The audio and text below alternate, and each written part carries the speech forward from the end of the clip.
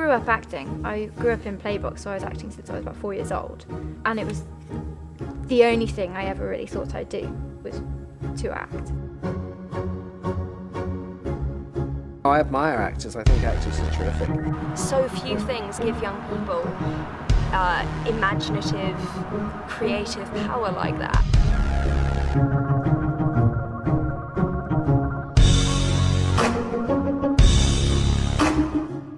I would like to go into a career, and I'd like to go to drama school. I decided halfway through drama school I didn't want to be a student, I wanted to be an actor. The thing now about acting is it's such a difficult profession for anybody to succeed in. You're all friends for the first 2 years, and then when it comes to the third year, you all want the best parts. I know it's quite hard to find a long-term strong place in the acting world. When you're 19, that's all you want.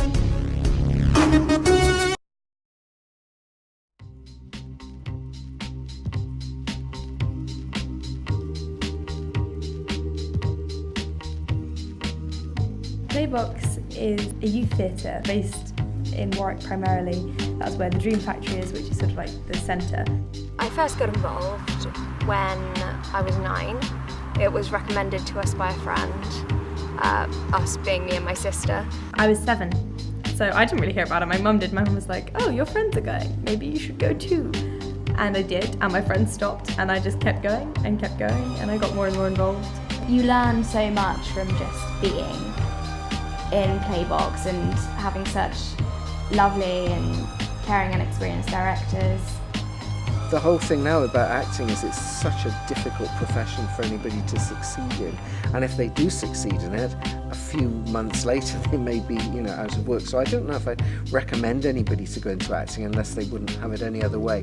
What I think theatre can do is give you a marvellous experience of exploring the world that you live in through interaction with other people, through argument, through discussion, through making responses, whether that's through a play or a piece of movement or a film.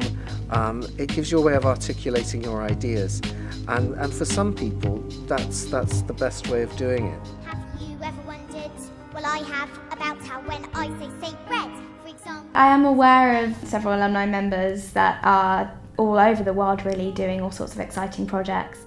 There's Joshua Maguire. I remember clearly the day he started at Playbox. He came in at 9 years old and was just bursting with talent, bursting with energy, and it was great watching him develop. We've just seen him as Mozart at Chichester in Amadeus. He's just about to open in the film Mr. Turner, so he's a great example. Sophie Turner, of course, who was here when she was that high. Now the face of New Look, one of the faces of Game of Thrones, and moving on to become very big in the acting profession. Sophie loved Playbox and she was so deeply involved in it the same way that we all have been. I believe it must have taught her a lot and must have got her really excited about drama in the same way that it has for everyone. I really do love acting, but I don't think I could ever do it as a career. Getting into drama school, getting roles and getting parts, I don't have enough commitment. I grew up acting. I grew up in Playbox, so I was acting since I was about 4 years old. And it had always been theatre, although I'd secretly always wanted to do film and television because maybe it seems more exciting. It was a hell of a shock when I left home, moved to London, had an agent, and sat waiting for the phone to ring for that audition to come in, and I maybe got 1 a year or 2 a year. This was meant to be my career, and there was no work. And the pressure you put on yourself when that one audition comes up because you haven't worked in a year. I have been teaching drama for over 40 years, and I examined for the London Academy for 23 years. I don't dissuade, but one's got to enlighten students of the pitfalls. So much of the profession is out of work all of the time, and I worry very much about the opportunities. Most of the screen work I've done has not been as an actor where you can see my face. On Potter, I was a performance double, which basically means every time you can't see the actor's face, it potentially can be a double. So if there's a really kind of wide shot and they're that big it can be a double. I will never get cast as an actress on screen because I have a very dramatically lazy eye, which means you can't tell my eye line. And unfortunately, acting on screen is all about seeing the eye line. So I kind of clocked quite early on that that was never going to happen for me, so I'd have to settle for being a double, which is fine because I would have never got to play Hermione Granger. Set hours are ridiculously long, and I want a family and I want a life, and realistically you can't do both well. I don't think there's anything wrong with being an amateur actor, but personally I would like to go into a career, and I'd like to go to drama school to sort of hone a talent. Drama school, from what I know of friends that have been, it tends to be a bubble. Yes. Yeah.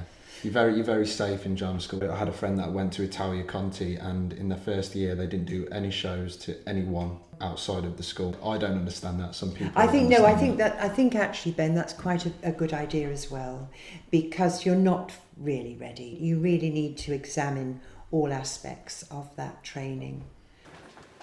As a professional actor, I suppose you spend the majority of your time auditioning. There's websites and membership websites that get you your jobs, such as Spotlight, which is the main one in the UK. There's Casting Call Pro. Normally, to get a decent casting agent, and even to be seen by some directors, they won't see you unless you're on Spotlight. The directors for a production will put the roles that they're casting for online.